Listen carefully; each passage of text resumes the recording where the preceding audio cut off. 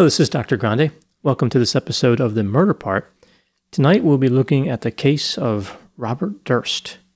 We'll get started with introductions. Hi, Jeff. Hi, my name is Jeff Pincin. I'm a licensed mental health counselor in Delaware and Pennsylvania, and I specialize in the treatment of OCD and other anxiety disorders. And please stick around until the end. We might respond to comments and questions. Please leave a comment or question below, and we may respond to it in future episodes. If I was not a counselor, I really wanted to make up new terms to describe somebody's personality. So things like personality decomposition, for example. Turns out that it's a terrible idea. It really does a lot of harm to people to make up terms that, don't really mean anything or don't mean anything to a lot of people. And it's just, there's people better suited for it than just somebody randomly making up terms. So I decided to go the legitimate route and become a counselor and not make things up. So not a life coach. Not a life coach. Very good, very good. So another broken dream. It's a shame. Name is Mike Smith, also a licensed professional counselor in the state of Delaware. I'm an expert in narrative therapy and geek therapy and a self-styled expert in all things geek. I'm currently working on trying to specialize in the treatment of ADHD. If I hadn't become a counselor, what I at one point really wanted to do was be a security guard at the sandwich counter at a supermarket. Because sandwiches, of course, very important. They encapsulate a bunch of different parts of the food pyramid. Very important to keep those things safe. One could be a hero, I suppose. Good one. In that situation. But unfortunately, I managed to work with hoagies at a deli for a while and work at security for a while and loss prevention at another, retail place. But it never all came together. And just gave up on the dream and there's still went time. into counseling, There's still time. Yeah. I think sandwiches are more in danger now than they've ever been. I'm convinced of that. That might be true. Yeah. That might be true. But I'm already on a path. I'm already a counselor, and it's just you don't give that up. Yeah, we're consigned to it by fate, but we can't ever leave. Well, sorry about the shattered dream, Mike. Yeah, it's terrible. Yeah, another disappointment. So, case of Robert Durst. This has been covered a few times, I think, in documentaries, right? There's, I think 2020 had one, and then I think famously the Jinx documentary, which was HBO. HBO, yeah. I remember seeing that one some time ago when I did my video on this on my other channel. It has a credible twist at the end. I mean, it's one of those things like making documentaries is probably a pretty cool occupation anyway, especially when you're dealing with like true crime and a wealthy defendant and all this. But to have what happened at the end of this story happen with the inadvertent recording, right, must have just been one of like, you just fall out of your chair moments when you're like, you're probably going through a lot of boring footage, right? Trying to decide what do we keep, what do we throw out? Is the sound quality good here? Can we use this?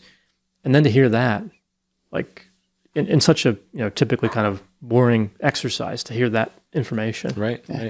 Oh, the most recent 2020 special they did on this case, which was only a few weeks ago, they talked about how one of the editors had been working 4 years after the recording happened. The editor was working on it, and the director just heard a scream from down the hall and went running. It was like, what? And she's like, you have to hear this. Oh my gosh. And it was like craziness. We'll get into what was said in a little while, but man. I picture somebody just falling off their seat, like not being able to believe what they just heard. Yeah, thinking maybe it was a joke that somebody else slipped it in. Yeah. Like we're just gonna, have some fun and. No. But no, it was real. It was really sad. So let's hear some background on Mr. Durst. All right, so Robert Durst. There are a few murders in question here. 1982, 2000, and 2001. So 1982 was his wife Kathy. 2000, longtime friend Susan Berman. 2001, his neighbor Morris Black. There was likely others that he committed, or at least allegedly committed. that were not necessarily attributed to him, or that he didn't get a trial for or convicted of or anything. But those were the three big ones in question. He never got convicted of anything. Of course, he died in it was this year. It was 2022, right? I believe he got convicted of I'm sorry, a crime right before he died. Right. Yeah. Yeah. Well, I think it was 2021 or 2020 when he was convicted.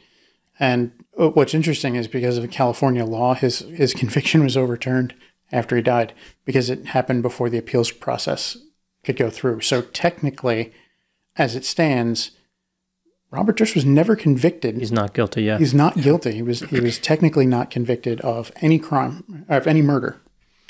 Yeah, there was a case in Alaska a while back with a exotic dancer who was arrested for murder, and her alleged conspirator, they were both convicted, and she was later exonerated. He was murdered in prison, but his appeals were not expired. So they're like, hey, you're not guilty.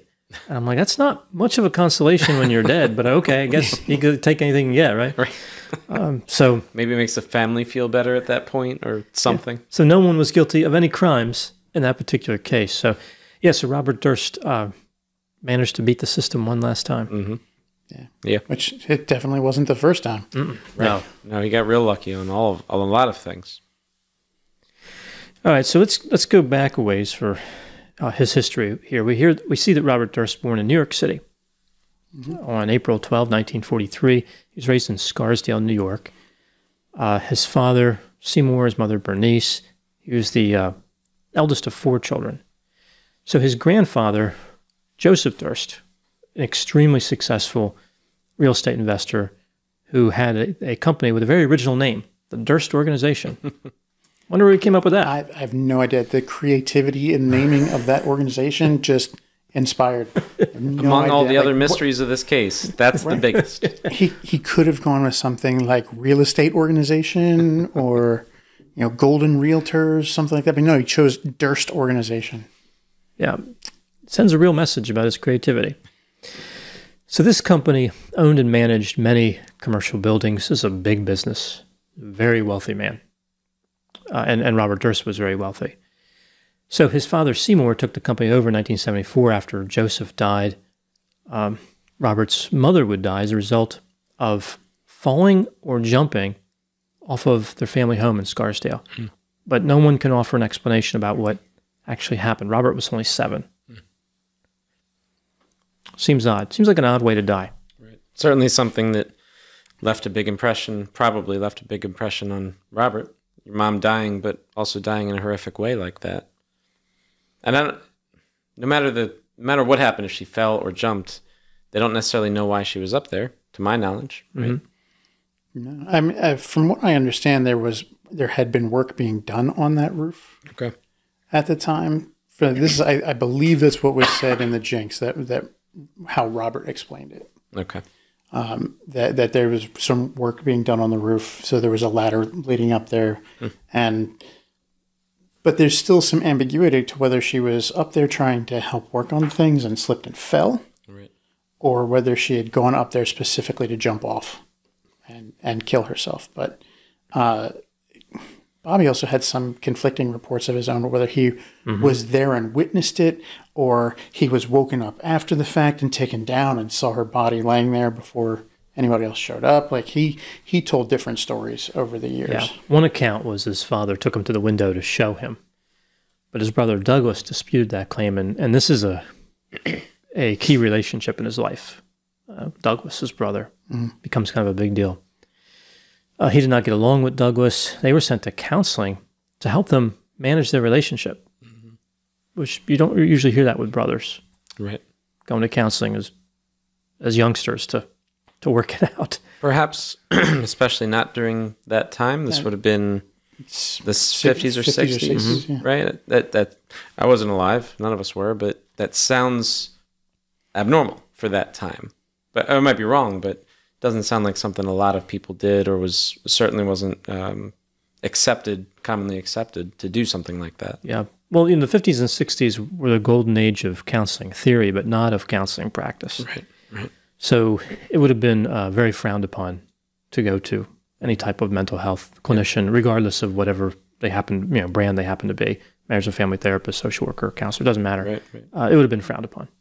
And there weren't a lot. I believe it was a psychiatrist at the time, though, because counseling was brand new in 1953 when the report was written about Robert. He was 10 years old. Counseling had only been its own profession in Virginia for a year at that point, I believe. 1952 was when it was. I think counselors got licensure in Virginia in 76, I think. But they've existed for years. But Virginia was the first state to grant licensure.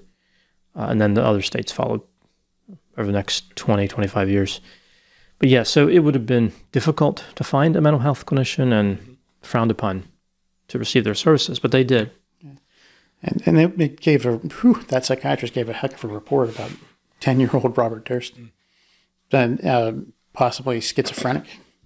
Though a diagnosis of schizophrenia at 10 years old is unheard of. Yeah. The onset usually doesn't come in until right after late teens, early 20s. Puberty definitely has plays a role in the brain, but also personality decomposition. Sounds like a made-up term. It does. There's a place for it. Sounds like somebody was making up terms. Yeah, and stole Jeff's idea. That was another sign of the times, though, right? Like, because there was so few clinicians and mental health care was not organized, each one was like a little warlord unto themselves, a little kingdom, and they would just make up diagnoses, make up terms, make up theories. It was just the Wild West. Yeah. There was no real codified code of ethics for psychology at that point. Not that anybody was following. Right? Like, it was fragmented. Yeah. It was after the Stanford experiment that the APA actually adopted a full ethics guidelines, and that was in 1971. I'm trying to think what year the first DSM came out. I think it was 53. Look that up. It was sometime around 53. So I can find that. First DSM. 1952, I guess, right? Okay. So a year before that? Yeah. So, and this was a very primitive, DSM-1 was like comically primitive. It was a lot of Freud's work and neo-Freudians kind of packaged into a document to make it look like it was organized and professional, but it was pretty laughable. But it was an effort to say, can we try to get on the same page? Somewhere to start, too. Yeah.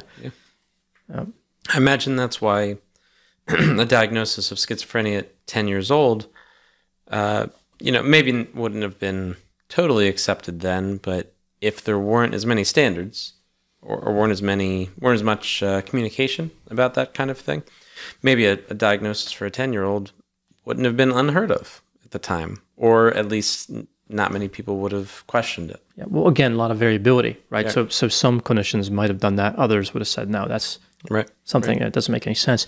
There was very little research in the mental health counseling and related professions at that time too. So it wasn't like, and there was no internet. So it wasn't like you go look and see, well, what should I expect to see with the schizophrenia presentation? There was no way your education was it, and that was very limited.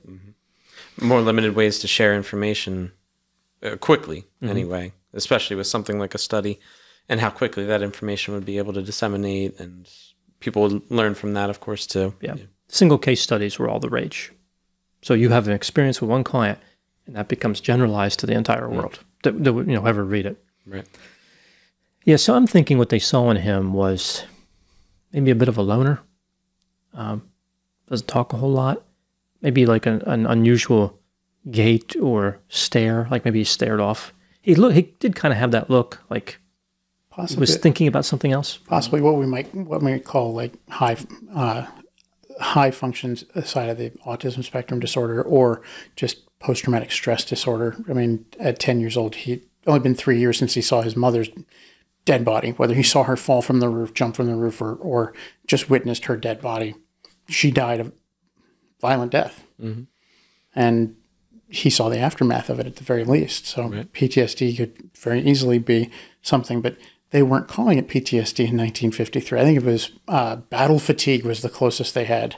There's a whole evolution of like shell shock and shell shock from World War I, and it became battle fatigue in World War II, and then it became post traumatic stress disorder by Vietnam. But it was only seen by psychologists at that time. Psychologists and psychiatrists were only diagnosing war veterans with that. That wasn't seen in the general public. Like they weren't just like, you haven't been to war. There's no way you have trauma. Right. There was no idea that could be applied anywhere else, and until later, and now it's kind of maybe overexpanded. Right now, it's I think it's probably in some ways overdiagnosed because almost anything can qualify as a trauma. Whereas if you look at the definition, that's not how it's supposed to apply. The definition is very, very clear that it's exposure to actual or threatened death, serious injury, or sexual violence. Like it's very clear on that definition. Yeah. But people will talk about I almost got into an accident. It was very traumatic. Like, how did you almost get into the accident? Well, I was standing on the corner and I saw two people get hit in a fender bender. Was anybody hurt? No, but it was traumatic. Yeah, I've talked about this before. Like, there's not many disorders in the DSM that any significant number of people want to have. Like, usually, if you could choose not to have any, that would be wonderful, right? But PTSD is one of those ones that defies gravity, where there's people who actively seek that diagnosis from clinicians. They'll clinician shop until somebody's like, oh yeah, you broke up in a romantic relationship. That sounds like trauma. You lost a favorite toy when you were 7? That's trauma. Is it though? Yeah. I feel like it disrespects what that disorder is, the group that disorder is trying to capture, and the treatment's designed for them. It can't be applied to mundane events. Right. It's a waste of resources. Yeah. Right. Your egg slipping off the plate and hitting the floor is not a traumatic event. It might be egg. It might be a dramatic event, but traumatic, I don't believe it is for the person who's still standing. The egg. Yeah, you're right. They need help. The egg needs help. It might need help, but all the king's horses and all the king's men can't put it back together again. You can only do so much with an egg. Interesting side note on that Humpty Dumpty. Actually, wasn't the poem of Humpty Dumpty actually existed long before the Victorian era, which is where it became ascribed to an egg. And many of the historians actually believe it referred to a cannon, not an egg. A cannon? A cannon. In a town in England, they had a giant cannon that sat on the walls, and it was called Humpty Dumpty. And during a battle, part of the battlements underneath of it were damaged, and it fell and broke, and it couldn't be repaired. Wow. That would make more sense with the king's horses and king's men, perhaps. Yeah. So the tale said that they were trying to hoist it back up onto the battlements, so they were using using horses to try and do that, and king's men were trying to help them out with stuff. So it actually makes a lot more sense if it's a cannon than it does if it's an egg, because why are we trying to put an egg back together? Yeah. And why was the egg talking? Right. Yeah. And why was the egg sitting on a wall? And how was an egg sitting at all? Right? Like, he had arms and legs and stuff, right? Right. Like, all the illustrations show him with arms and legs, but Yeah. Well, a cannon would not go over well on kids' TV shows and books, and I can picture my kids watching it. And Humpty Dumpty, big fans. If it was a cannon, there'd be a lot more questions. There might be more questions, but also might be more fun. I'm just saying. Not for the kids or the parents. I can say that with some certainty. Yeah, so I'm thinking with Durst, maybe to something like cluster A personality pathology. Not so much paranoid, although maybe a little, but something like schizotypal. So he went to college, graduated in 1965. He entered a doctoral program, but dropped out. So in 1971, he started dating a woman named Kathy McCormick.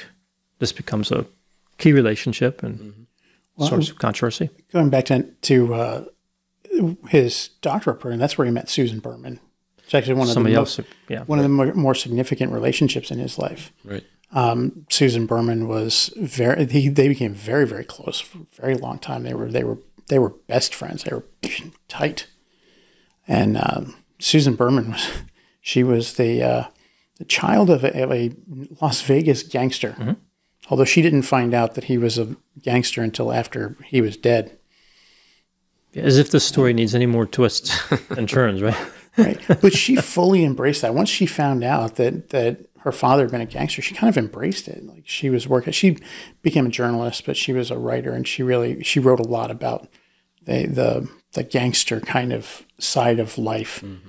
Because she kind of glorified in it that she was, kind of mafia princess kind of thing. Like her dad was up there, and she loved that part. She and Bobby Durst met at college UCLA, and became really fast friends. I believe she stayed in California. I know she died there later on in the story, but yeah. So Robert Durst, he was back in New York with Kathy. They married in 1973 after briefly operating a health food store in Vermont. Called All Good Things. And there was a movie named after that as well. Yeah. That they got that name from. So the relationship was a little tricky. Looks like Robert had at least one other love interest outside of the marriage. Kathy was in school to be a pediatrician, but the couple was arguing a lot. She got treated for bruises in December of 1982, and then apparently she asked for a divorce. In the Jinx, Robert described their relationship as being one with a lot of arguments, a lot of passion, and then he very much minimized the things that happened because he said that they would beat each other up, like they would get physical with each other, and the Kathleen's friends kind of dispute that. They said that he was very much very aggressive towards her, but that she wasn't as aggressive towards him, as far as they saw. But yeah, apparently there was a bunch of aggression. Yeah, he didn't take the separation very well either. Took her name off the bank account, and was just appeared to not take it well, and start to really, I don't know if retaliate's the right word, but started to distance himself from her pretty quickly. So I see here in my notes, it says that the murder story starts in January of 1982. That doesn't make sense with the December of 1982 with bruises on her face. That would be after. Maybe it was 1981. Maybe it was December 81. Yeah, I don't know. Yeah, I think it was December 81 with the bruises. But yeah, it was only a few months after that. Yeah, no time traveling. Would have been January of 82. Yeah, the evening of January 31.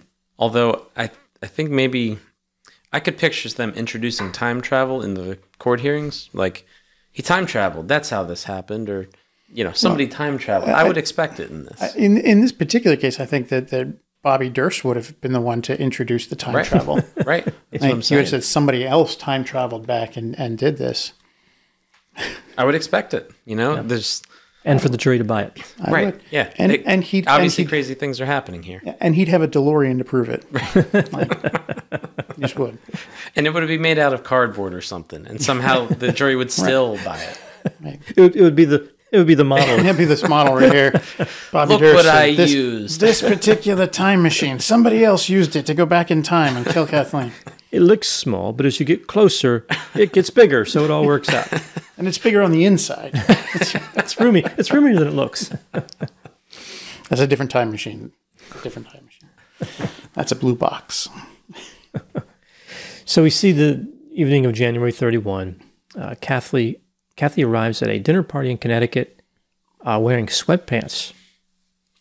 Apparently very surprising to people there. Well, at a dinner party, you would expect to be dressed a little bit, more upscale. Yeah, and I also think, especially in the circles in which the Dursts were running. For her specifically, too, I think that sweatpants seemed like she wasn't dressing as formally as she normally would have.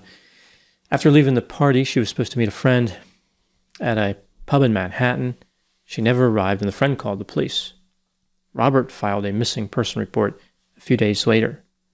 So he had a story for what happened on the night that she disappeared. They were arguing, and alcohol was involved. She wanted to go to Manhattan to an apartment that they owned, and he wouldn't let her take the car, so he drove her to the train station and dropped her off. That was his story. And after that, who knows? Yeah. Right? Yeah, he said that she was drunk and really intoxicated and could barely stand, but she had the keys and wanted to take the car, the only one they had, and leave him out in the country so that she could drive back to the city to the apartment. And they had the apartment there because she was going to school there. The apartment was where she could easily reach school for classes and whatnot. And she was supposed to be starting an important project that Monday, I think, she was beginning. And then he's like, "No, you're not taking the car." And apparently they wrestled for the keys. And eventually he said, "Fine, I'll if you want to go, I'll take you to the train station." Now, he said that he called her later that evening, and she was fine. She was in that apartment that they owned.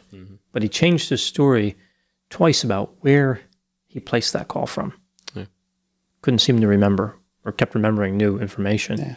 It wasn't at his neighbor's house first, that he stopped there, and then the neighbors were interviewed, and they're like, he wasn't here that night. And then he was like, "Oh no, it was out at a payphone." It was a payphone, yeah, in the middle of nowhere on the side of the road. He stopped there to call her. Why not? Because he was just out driving. See the payphone, occurs to you, good give her a call. Yeah, might as well pull over. Yeah, I had read somewhere too that Susan, and I don't know if this is true, but that Susan Berman had confirmed his alibi, had confirmed that he, at least part of it, that he had been somewhere, or been where he said he was. So if that's true, maybe it seems like there's other instances where she's kind of enabled his behavior in other situations as well. So I think that seems to line up. In this case, I think she did. Well, she became his bodyguard almost for questioning. Anybody who had a question, they had to go through Susan Berman. And especially with the press, she became the press voice of Bobby Durst, and it was deny everything. Yeah, so this is interesting. So as we move into the police investigating her disappearance, I think this goes to show the power of one incorrect witness. So the doorman at the building where the apartment was located initially said that Kathy arrived on February 1. It was all good. And that was it. Once the police heard that, it was like, well, okay. And since the jurisdiction that they were in was in the city, they never thought to go out to the country house to do any investigation out there. And then they were like, well, she was here. Doorman said she was here. So we have no reason to go out there and investigate. Now, radar reports say that the doorman claimed he never saw her. So we don't know if the doorman was wrong or the police were wrong, but it really slowed down the investigation. It seems likely to me that there was a little bit of green that changed hands initially with that doorman. And the Dursts were, they were monocle wealthy. They were Monopoly Man wealthy, even though Monopoly Man didn't have a monocle. They were Monopoly Man wealthy. And the idea that they didn't just slip the doorman a couple $1,000s to say that she was there, that's... Yeah. And then a few years later, he's like, "Yeah, no, I never saw her. I don't know where that came from." It seems like a possibility, right? That's the thing about bribes. You got to keep them going. Otherwise, people are liable to open their mouths again. Or maybe in the case of Robert Durst, you just kill the person and that takes care of it, and it seems to be what he has done at times. At least once. Right, at least once. Now, a few days later, 3 days later, so February 1, the doorman sees her, or doesn't. February 4, someone calls her supervisor at the medical school, claiming to be her, saying she didn't feel well. This is, a lot of people think this was Susan Berman. Yeah. Mm-hmm. It seems pretty obvious that it was. It seems very, very likely. Yeah. Things don't work out for her, so we can't exactly ask her, but she covered for Robert a lot, and maybe thinking this was innocent, maybe thinking that it was no big deal, Right. And this only buys time, so it's not really clear why she did that. Why not say, I'm dropping out of medical school altogether, never come and look for me, whatever you do. I'm moving to another country, you'll never find me. Remember, today is the 4th, I'm alive. I'm alive right now on this day, February 4th. Definitely not dead. All right, we're good. Yeah, but I think the sick part was it would have been much more believable, because all Susan Berman had to do was to hide her voice was, I'm a little sick. I'm not feeling very well. I don't think I'll be in. And then you can't tell whether it's actually Kathleen or not. And you go, okay, well, Kathleen's not coming in. She's sick. And then you can honestly say, well, I heard from Kathleen. She said she was sick. She sounded really awful. Like a whole nother person. Right. But the whole calling them and be like, I'm dropping out of medical school. I'm like, who is this? So I find this interesting, right? So Robert offered a reward of $100,000 for the return of Kathy. But not long after this, he changed it to $15,000. Well, $100,000 seems a little wild. The information's just not worth it. Let's rein that in a little bit. Whoa, bring it back. Bring it back. I picture someone coming to collect the reward. They got a manila folder with a hot tip. Where's my $100,000? This will solve the case. Right, no, it's 15,000. It's 15. Trying to bargain. But I'm not giving it to you. And I don't know what somebody would say. I went through all this trouble to get this information. I mean, 15,000 is a pretty good number. 100,000 is a much better number. Do you just leave at that point? Or do you try to negotiate? I don't know. I don't know what you do at that point. It's unprecedented. Does he give him 15% of the information? Give me more, I'll give you more. So, case was never solved. Kathy was declared dead some years later. Mm-hmm. Robert Durst gets married again in December of 2000. And then, so in December 24, so he gets married on December 11. On December 24, we see the Susan Berman story unfolds. So she lived in Los Angeles, California, an area called Benedict Canyon. Looks pretty nice from the images. They don't really show you too much. So nice area. Yeah. Well, Robert Durst said it was a nice area, except for where Susan lived. That's right. That's right. So it was the rough part of town, the rough part of Benedict Canyon. Apparently, that one block area was the crime-ridden area of. That's where all the homicides were. That was where all the homicides were. That's where people go missing or are found murdered. Yeah. Yeah. So we see on Christmas Eve, the neighbors of Susan Berman noticed the back door of her house was open. Her dogs were loose. She had 3. They called the police. They found Susan with a single gunshot wound to the head. No forced entry. Now, on December 23, there was a postmark on a letter that was received later. It was received by the Beverly Hills Police Department. It was a handwritten note. It had Berman's address and the word cadaver. So it was postmarked before she was found. Mm-hmm. Yeah. The word cadaver and Beverly in Beverly Hills. Misspelled. Yeah, an extra E. Yeah. It was on the envelope on the outside. The Beverly was misspelled with an E before the Y at the very end. It was actually a very important detail. Mm-hmm. Yeah, so I guess whoever killed her really wanted the police to find her in a certain amount of time, which killers are typically not interested in. Mm-hmm. Yeah, it's one of those. Most of the time when we see a killer, they want to hide the body, so they have more time to get away and more time for evidence to decompose or to evaporate. Or the door is open, the animals or the dogs to eat the body or whatever. Yeah, but no, this one seemed particularly interested in making sure that her body was found, which to me indicates somebody who cared. Who didn't want her sitting there just decomposing in her house for weeks. It could be. Perhaps that he knew the person. Is that what you mean, Mike? Yeah. Perhaps that the person who wrote that particular note knew the cadaver when the cadaver was a living person. Yeah, it's curious why he wrote that, assuming Robert Durst wrote it, or whoever wrote it, but later we learned. The police investigators did assume that whoever wrote the note killed her. And even Bobby Durst would admit that, like, in the immediate aftermath, like, yeah, whoever wrote that note killed her. So of course, Robert and Susan had been friends for a while. As you mentioned, they met in the doctoral program in the late 60s. And you mentioned the organized crime connection as well. David Berman was the notorious crime figure. So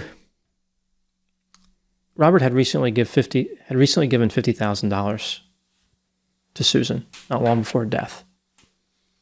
Seems convenient. Yeah, so she may have been involved in helping him disguise Kathy's whereabouts. Now, this was in what, 2000? Right. Yeah, so $50,000. Well, even by today's standards, it's a lot of money. Yeah, I could use $50,000. Right.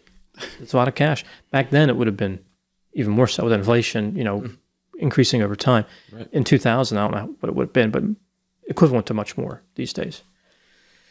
Well, with inflation now, maybe it'd be what, $1 million or something? Is that how far it's gone? I don't think it's quite that. I mean, maybe if it was, 1918 to today, 50,000 might be equivalent to that, but but we see I'm inflation not sure if going a little bit quicker this year. Yeah, recently inflation has been, well, especially for generally it has been high, but like specifically gasoline, went. Although I think it's coming down now, right, a little bit. Yeah, it's at starting times. to. Yeah, depending on the day. 83,000. Okay. In 2000. $50,000 would be equivalent today of $83,479.67. Yeah, okay. So that's substantial. Much closer to $100,000 than 50. So you wonder if that wasn't like paid this to keep me quiet. Yeah, make it something I'll remember, an amount of money that will make an impression. Right. Interestingly, $50,000 in 1918 would be the equivalent of $952,000. Hey, you're very close. I was kind of close.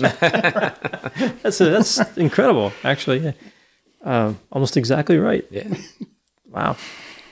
You know your currency. Apparently, I know my currency. That was a complete guess. I'm not going to take any. You did the calculation in your head before you looked it up. That's really what it was. Yeah. No, I did not do any calculations in my head. I just guessed at a year. So as it turns out, Robert was in California. He was in San Francisco the night before Susan's body was discovered. So that doesn't look great. But, he says he wasn't in L.A. though. Like he didn't drive down or fly down. He didn't drive down or fly down. Investigators couldn't find any transportation to link him to L.A. to put him there. So.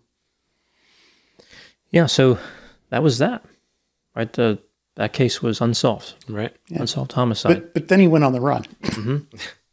He was innocent, of course. Innocent, of course, but decided to go on the run and ran down to Texas. Galveston, Texas, in a boarding house. But he was also dressed as a woman and using an alias. Yes. Innocent. Oh, yeah, completely innocent. Dressed as a woman who explained to people that she was mute by writing down on cards, like deaf and mute. Like I can't talk, writing it down on Post-its and holding him up so they didn't have to have conversations. He realized that if he opened his mouth, jig was going to be up. Mm-hmm. And people were going to realize this is not a woman. Mm-hmm. Yeah, so he was there, and then we see that he lives there for a while. No problem as far as we know. But then, September 2001, the torso and the limbs of Morris Black, a 71-year-old resident of Galveston, were recovered by the police. They were recovered in Galveston Bay. Mm-hmm. They were actually found by a little boy who was fishing, and his father. Like they pulled up trash bags, and the little boy opened one. And that's traumatic, right there. That actually, that would qualify. Trauma. That would qualify as trauma. It's unfortunate. The investigators were trying to kind of on that one right away, trying to figure things out. Yeah, so they connect Morris Black to Robert Durst, and they arrested him. Mm-hmm. Got him. Should be case closed, right? We're good. Right. Yeah. Turn off the lights. Should be. Right. Yeah. We're done. Yeah. But the next day, the fun part about that, they didn't get that. Like they got him. They put him in the cell, and they're like, "Your bail's $250,000. You got that much?" And Durst looks at the investigator and goes, "Not on me." He made a phone call. Was out the next morning. Dropped $250,000 right there. And he said in the jinx that he just paid it. Like he never expected to get it back because he's like, I'm out of jail. I'm gone. Like he walked out, booked it, took off. He had no intention of going back. Money is pretty meaningless at that point. Like, I have somebody bring the money over and that's that. And I'll never get it back. And it doesn't matter as long as I'm not in jail. Was that like a lazy day at the courthouse though? Like I know, the same judge, I guess on certain days, right? They do a lot of the bond hearings. Right? So this is one after the other, shoplifting, murder, $250,000. DUI, right? Yeah. Oh, murder one or whatever it was. I don't know. Let's say $250. $250? No, $250,000. Duh. No one's going to be able to come up with that. You got that? Not on me. That was October 9th when he was arrested, and October 10th he was walking out. That makes me think of one of the episodes from Better Call Saul from the show. The bail set at $7 million, and they're like, I'll never get it. Sure enough, he comes in with $7 million in cash, and all the other attorneys are like, who has $7 million in cash? Who is this guy? Of course, that brings up a lot of questions. Who has $7 million in cash that they have access to? $250,000 obviously is still a lot of money, but when you're the Durst family, that's a little bit different of a story, obviously, but still raises a lot of questions. Like why was it set that low? Especially, maybe I assume that they knew the family and knew that might be attainable for them, that they might be able to get $250,000. It's not a good choice. I can understand it if there was like some unclear issues around the homicide, like, maybe it was self-defense, and the prosecution's overreaching with this charge, police overreaching, and split the difference, $250. But his body was dismembered. Like none of that, nothing like that had been even presented at that point. I was like, okay, murder, okay, yeah, $250. Seems quite low. So October 10th, he gets the bail set. He's arrested, bail set. He's out on October 10th, and then misses the court hearing on the 16th, of course, because he took off, went on the run. And the next time he was actually seen, he was on November 30th in a Wegmans in Bethlehem, Pennsylvania. Wegmans is a grocery store chain, where he was. This is my favorite part. It's my absolute favorite part, because the true heroes of this story were the security guards at the Wegmans, because they stopped him as he was making his way out of the store because he had shoplifted Band-Aids, a newspaper, and a chicken salad hoagie worth $6. When the police arrived to take him into custody, he had $500 of cash in his pocket and $37,000 in cash in his car. Yeah. He also had marijuana, 2 guns, and the driver's license of Morris Black. And a latex mask. A pull-over latex mask to make you look completely different. Mm-hmm. He'd also shaved his eyebrows and his head.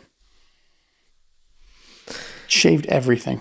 So he's innocent, is what you're saying. Yeah, completely, 100% innocent. There's nothing in there that indicates he might have any inclination to do anything wrong. No reason at all that he did, to believe that he had any part of doing anything illegal. Was he ever convicted for stealing that sandwich? I don't think so. I don't think so. Because it was worth $6. It was just enough for the security guards to pick him up and then recognize him and then call the I believe it was the FBI at that point because he'd gone over state lines.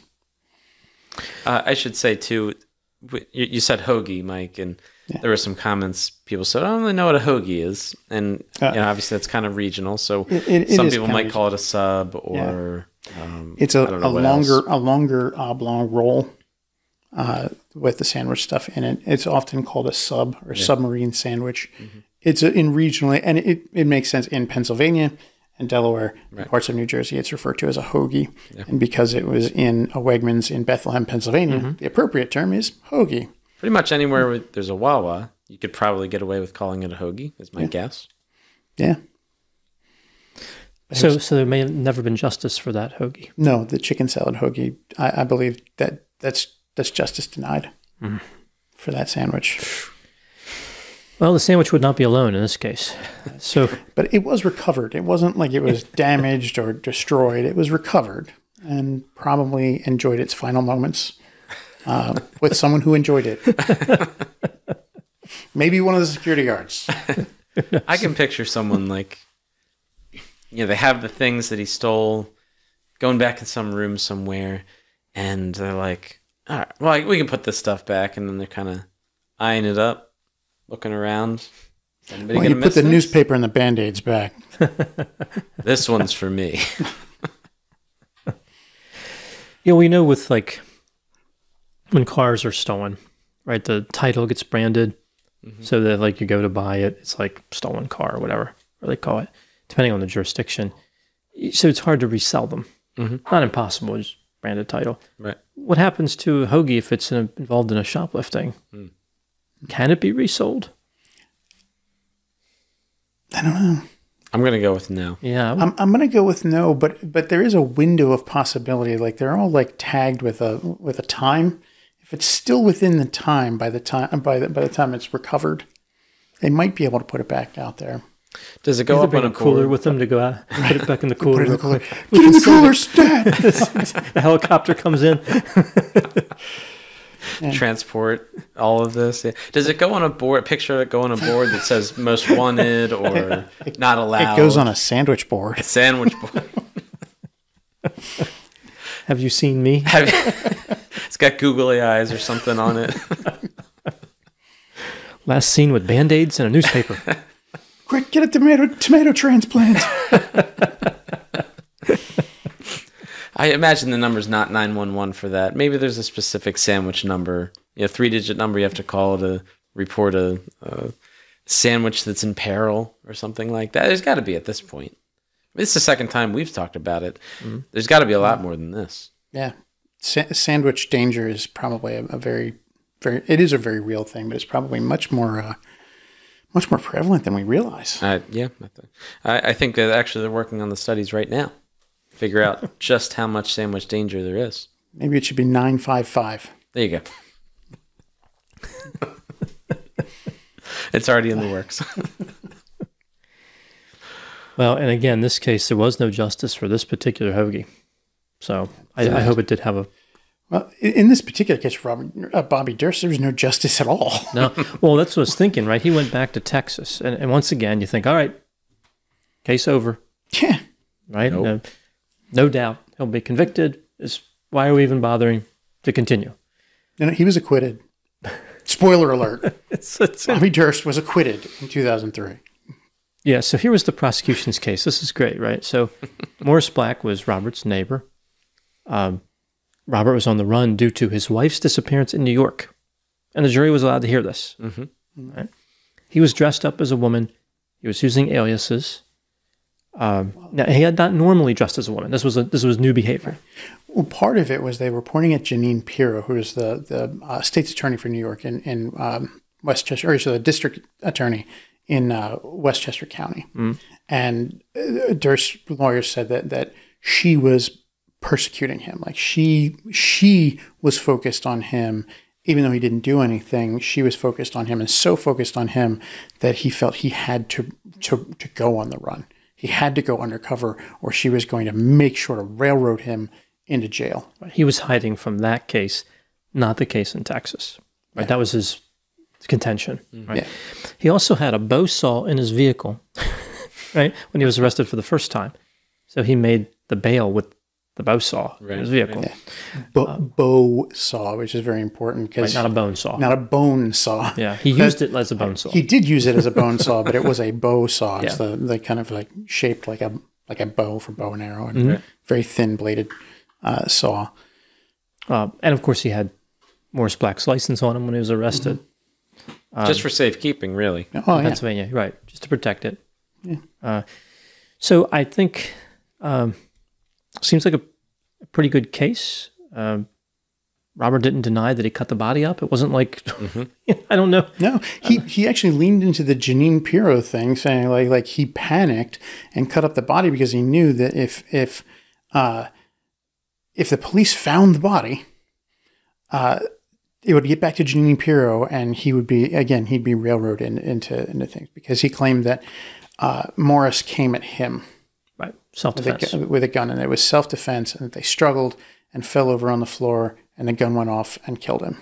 They were struggling, and he accidentally cut him up with a saw. It's like, well, oops. He is afraid he would look guilty. And what would any normal person do if they're afraid they're going to look guilty of something? Cut up a body. That's what everyone does, right? We see it all the time. It's normal behavior, right? Yeah, I think anybody would have done the same thing under those circumstances. Absolutely. Yeah. Sounds normal. He also, apparently Morris Black did have a troubled history. So that was kind of used in Robert's favor. He was actually a dangerous individual. So strangely, Robert did murder someone who was dangerous, apparently.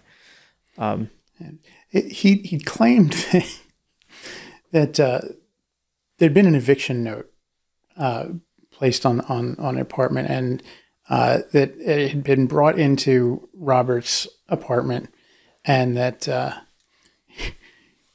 Robert went into the bathroom and heard a gunshot. When he came out, Morris had his gun and said he had shot the eviction notice.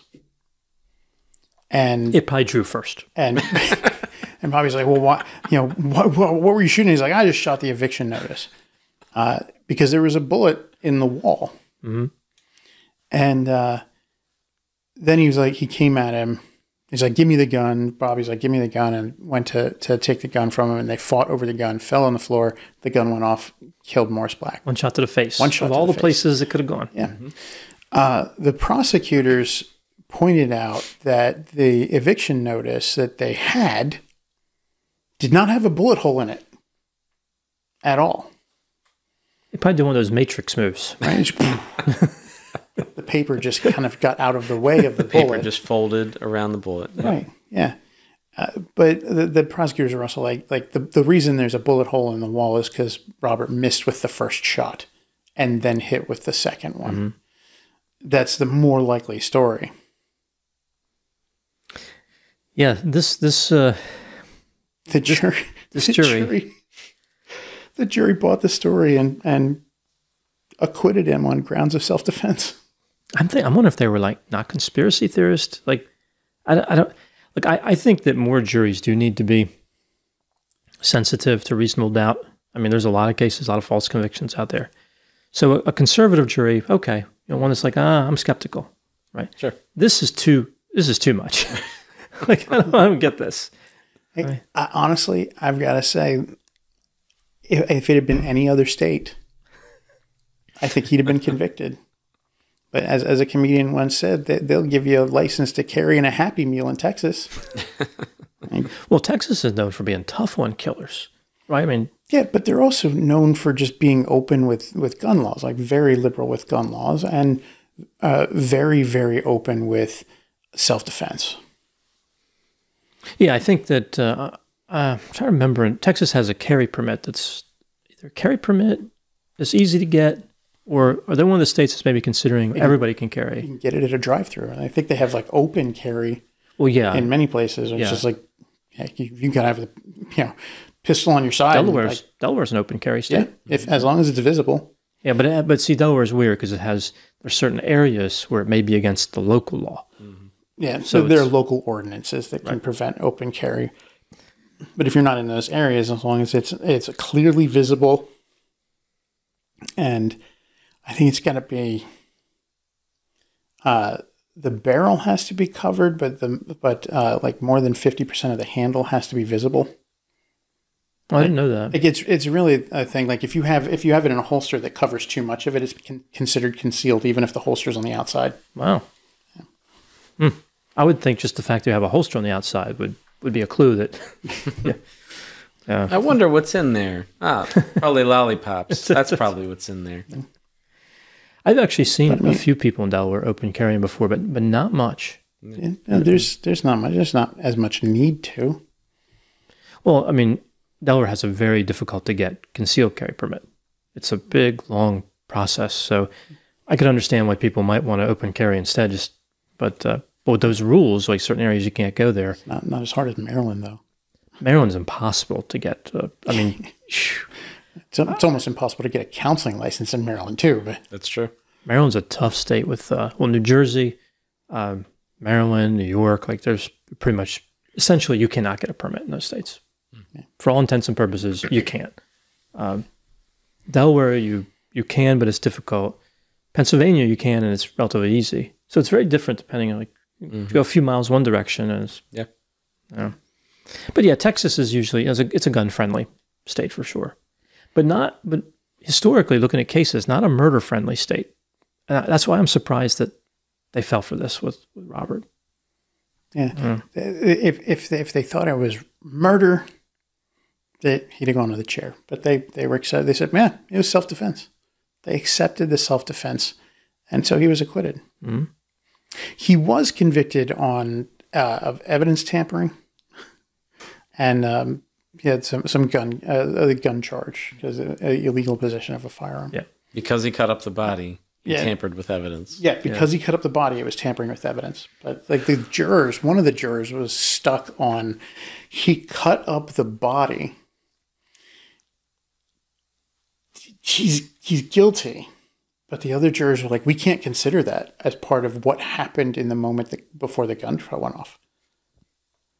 Yeah.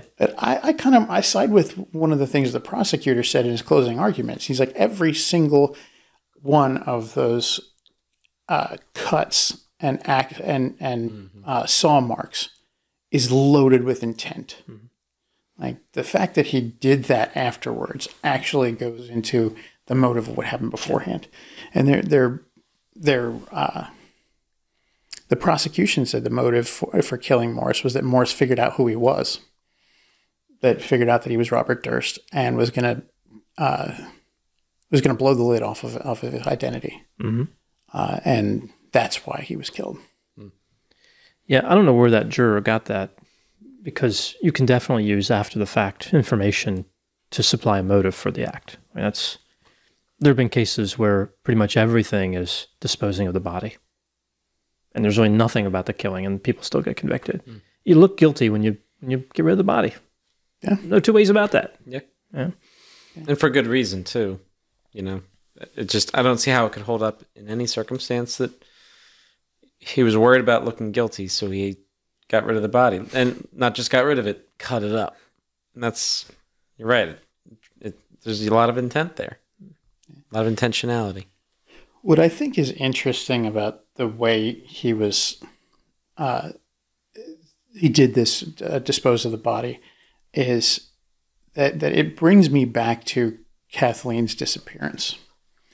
And one of the things that I think is interesting about that was that a few days after her disappearance, there's a registered collect phone call at the Durst organization from a seaside town in New Jersey. And the receptionist logged everybody who called, especially when they called collect. And there's one other person who regularly called collect, and there were 2 collect calls that day. One of them was one person who called collect regularly, and that was from in the city of New York. The other one the name wasn't logged, but that it came from New Jersey. Bobby Durst was known to call the Durst organization collect all the time. He was one of 2 people who called collect to the Durst organization. And the call was for Seymour Durst at the time. Mm-hmm. But the name of the caller wasn't registered. But it was from that town in New Jersey. And it makes me think Susan Berman had contacts amongst a variety of people who might live in New Jersey, New York, who, I don't know, they might have some connections to people, friends, family who might occasionally have reason to get rid of some sort of body. Mm-hmm. And that she made a call to one of those people, and they helped Robert dispose of a body that he happened to need to get rid of.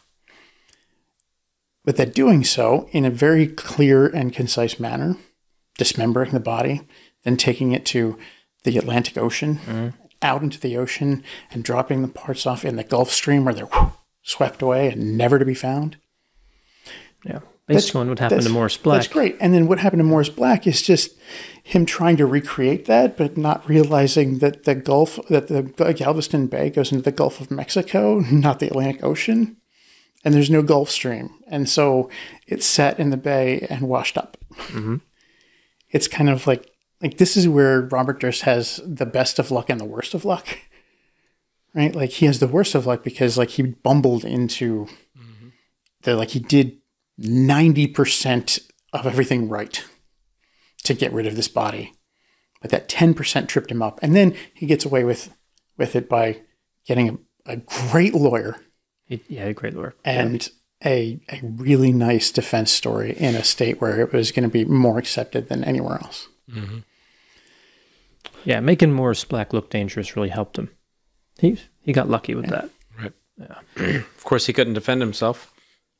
Morris Black couldn't. Mm-mm. So all they had was his record to go off of, and they could twist it any way they wanted in their favor. I can't believe they fell for the one bullet to the face either. That bullet can go a lot of different places when you're fighting for a gun. And yes, sometimes it's going to hit a person. Sometimes it's going to be fatal. It was a .22. Yeah. So, reasonable chance if somebody was shot with it, they wouldn't die if they got medical attention quickly. The face, of course, would be one of those exceptions. Right. Right. Just happens to get hit there. Yeah. And it just so happens that they weren't able to find his head. Yeah, they've never found his head. So they could not corroborate that. They couldn't. They couldn't prove anything. They couldn't get an angle of where it came. Like if they'd found the head, they might have been able to show that whether it came in at an upward angle or whether it was right in the middle of the forehead going in, which I have my suspicions that it would be a very similar wound to what they saw at Susan Berman. Mm-hmm. Right. That would make sense. Yeah, I'm thinking Robert could have also missed with the second shot because he could have been really worked up, hand shaken, and hit him with the first shot and then pull the trigger again. Mm-hmm. But either way, he fired that second shot, whether it was before or after. Yeah. So he was acquitted in 2003. Yeah, he went to prison for the other stuff. Did go to prison for the other stuff. Yeah. For a couple of years. Bail jumping and evidence tampering. Yeah. He was released in 2005. Yeah. Apparently, he after his release, he got caught by the judge in the mall. Yeah. An unauthorized trip, I think it said. Yeah, he unauthorized trip to a boarding house where Black had been killed. Right. And then stopping in a nearby shopping mall. And the judge found him at the shopping mall, sent him back to jail for another few months. Of all the people to find him. Yeah. He was released again in 2006. And a few years later, Hollywood would put out a movie on Robert Durst, a semi-fictionalized movie called All Good Things, reference to the food store. It starred Ryan Gosling as Robert Durst and Kirsten Dunst as Kathleen. And the way that movie ends, it is clear that the director really was going with the Robert murders his wife. And I liked the movie. I saw the movie before I even actually realized that it was a real case. And I liked the movie. I was like, wow, this is really, really interesting. And then I found out it's like, oh yeah, it's based on a real thing. I was like, really? Holy crap. And Robert Durst loved it. He loved the movie. He got a point of contacting. He got a copy of the script before it was finished, read it, and reached out to the director. And then after the movie was released and premiered, he reached out again and said, I want to sit down and do an interview. I want to work with you. I want to do something. Andrew Jarecki was the director of All Good Things. And that's actually how The Jinx came about, the docuseries for HBO, which was sit-down interviews. Much of it was sit-down interviews with Bobby Durst. Yeah. It's worth noting, this was against the advice of his attorneys. Yes. Although for some of those interviews, his attorneys were present. And Bobby, like Andrew Jarecki realized throughout the course of interviewing him over and over again, and there were hours and hours, that if he was nervous, he would start covering his face with his hands or burping, uncontrollable burping, and he would start talking to himself. And at one point, they pause the interview, and he leans back, and he starts talking to himself, he's rehearsing this statement that he kind of already made. And his lawyer comes over and goes, "Bobby, you got to stop talking. Your mic's still on." He's like, "They can hear everything you're saying. You gotta stop." Stop. Oh, I didn't realize. Which is actually really funny when you consider what happened later. Right. Yeah. So let's get to that. Let's get to what happened. So the filmmakers for The Jinx were given a letter by Susan's stepson, Susan Berman's stepson. It was inculpatory, as it turns out. Apparently, this was written by Robert Durst. The letter he had written her. Yeah. The envelope for the letter that was given to the filmmakers had her address on it, written on the front, and Beverly Hills was misspelled. Had an E before the Y at the end. Yeah. It was written in block lettering, but then the letter that was inside it was postmarked from New York. The letter inside it had Bobby Durst's signature on it. Yeah, it was clear he wrote that letter, and that same E was added in the one sent to the police. The cadaver note. Right. The envelope of the cadaver note had the same misspelling and the same block lettering. The filmmakers looked at that and went, "Holy crap!" They saw immediately that there were similarities. Yeah. They took it back to New York and put it in a safe deposit box. Yeah. So the final episode where Robert was to be interviewed, they confronted him with the similarity. And he was taken a bit by surprise. He said that this is where he was like, whoever wrote the cadaver note was the one who killed Susan Berman. And then he was shown the note that he wrote, and he was like, "Oh yeah, it's very, very similar block lettering. Wow, it looks really, really similar." But he'd also already said that the block lettering on the cadaver note was somebody trying to hide their handwriting. He's like, "Yeah, these are very similar." And this was brilliant. The directors took the two Beverleys and put them on one card so you couldn't tell what sheet of paper they were written on. And he slides it across the table to Bobby and says, "Can you tell me which one of those you didn't write?" And he just goes, "No." Yeah, that was bad. Or good on the part of the filmmakers. It was great on the part of the filmmakers. Durst. Yeah, it was very bad Very bad for Durst. Yeah. But the clincher was... Right. So it's important to understand, it's important to set this up with how these things are done, right? So when you're doing work for like a documentary or a TV show or a movie or whatever, they often use, this was like in an office in New York somewhere, they often use, they're not sets. They take them over and they make them into sets temporarily. They introduce like additional lighting, multiple microphones, multiple cameras. And typically, either as a primary or as a backup, you have a portable microphone, like a radio transmitter. So they wire it up, and then you have this little transmitter you put in your pocket or your suit coat pocket or whatever. So that can get pretty comfortable because it's under your shirt, right? And it's in your pocket, and you don't even think about it. Right. They have like a shotgun mic above you or whatever, but that doesn't move. That's stationary. So when you get up and move around between takes, that microphone's with you. It can be, it's an expensive piece of equipment, but on occasion, people can walk off with them not thinking about it. Right. Filmmakers can forget to grab those, especially when they have all the other tripods and lights to get, when they're done shooting. And it's pretty well hidden when they have it on somebody. Yeah. But after they finished the interview part, and Bobby had said that he couldn't tell which Beverly was his handwriting and which was the killer's handwriting, which is very telling. Bobby, while they were taking down all of the lighting and stuff, he went to the bathroom. And he was muttering to himself while he was in the bathroom, using the restroom. And the sound was captured. Like everything he said, muttering to himself, was captured. And like it was just some of the most inculpatory thing, I think, that could be said. He said, well, they got you now. You're caught now. Right? Killed them all, of course. Yeah, what did I do? Killed them all, of course.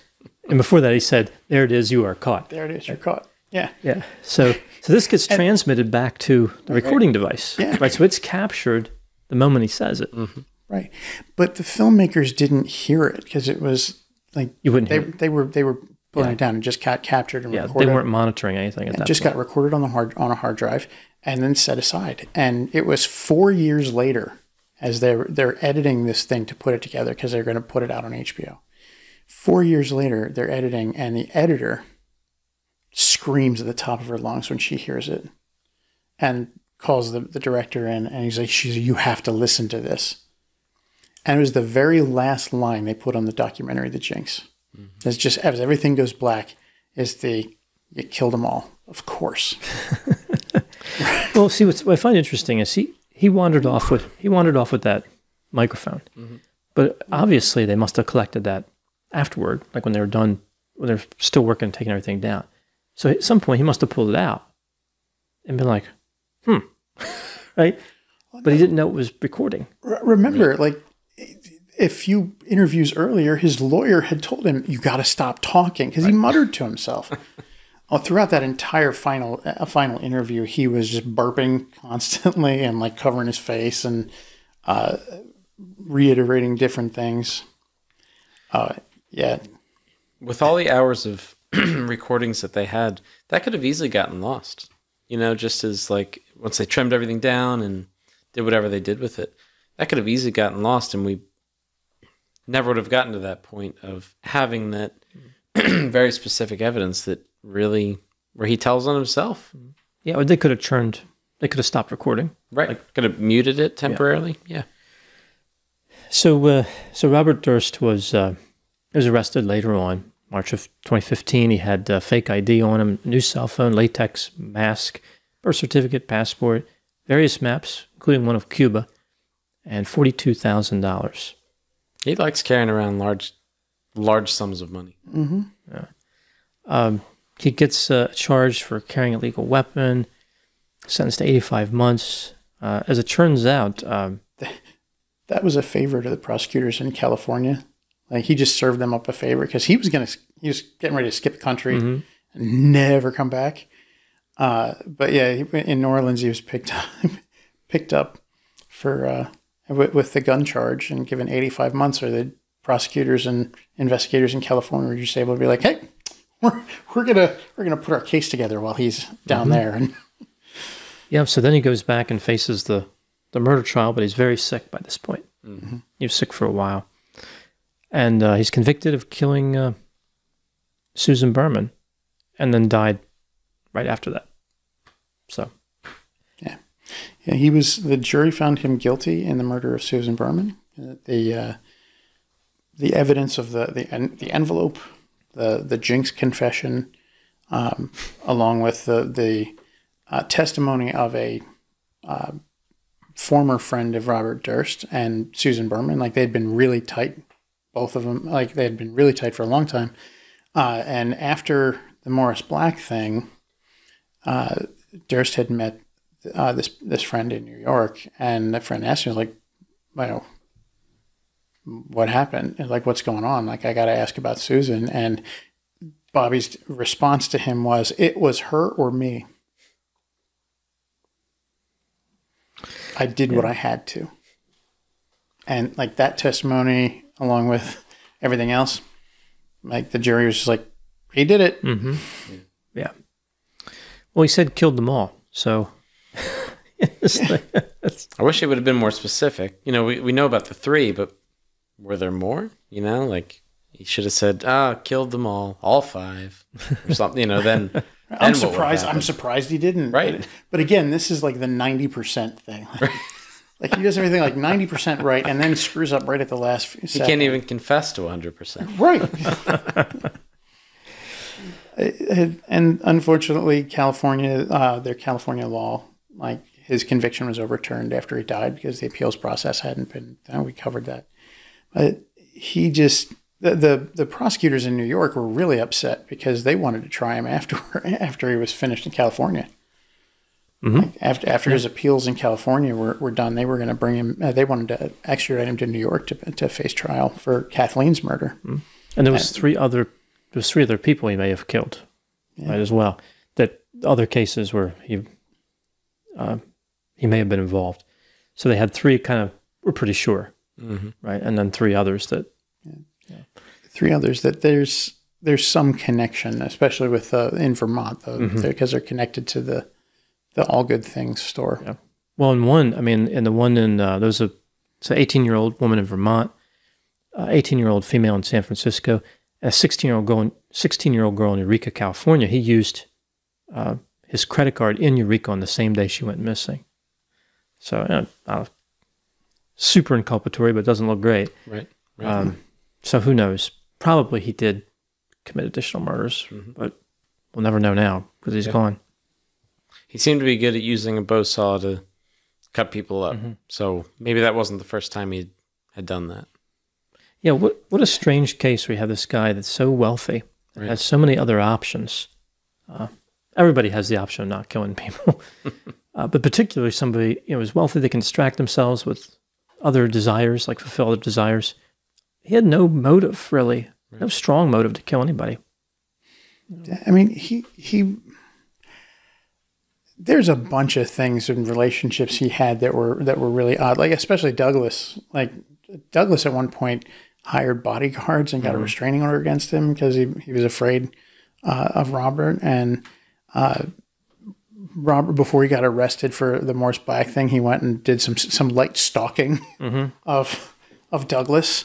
And while they were filming for the Jinx, he did more of it. Like he kept showing up at the Durst building and like went right before Douglas's house and stood there to get pictures taken and went to other places where Douglas was known to be. Like he did some light stalking there. And, eventually there was another restraining order. He actually went to prison again before they finished filming the Jinx for a short period of time because he violated the restraining order. He went to Douglas's house and went up the stairs and got caught on camera from the security camera doing that. Like that, like his brother at one point in his life was protecting him and protecting the Durst family. Like in 1982, the investigators went to talk to Seymour Durst. This is where I question whether Seymour had anything to do with at least the the disposal of Kathleen's body, because the police went to investigate and talk to Seymour to find out if he had any information on the disappearance of his daughter-in-law. And while they were talking to him, they just started the conversation. Douglas comes in and this is the investigator telling this, like, Douglas comes in and goes, "What's going on?" And he's like, "Yeah, we're here talking about Kathleen." And Douglas goes, "This conversation's over. You can leave." Like, just stone cold stopped it right there.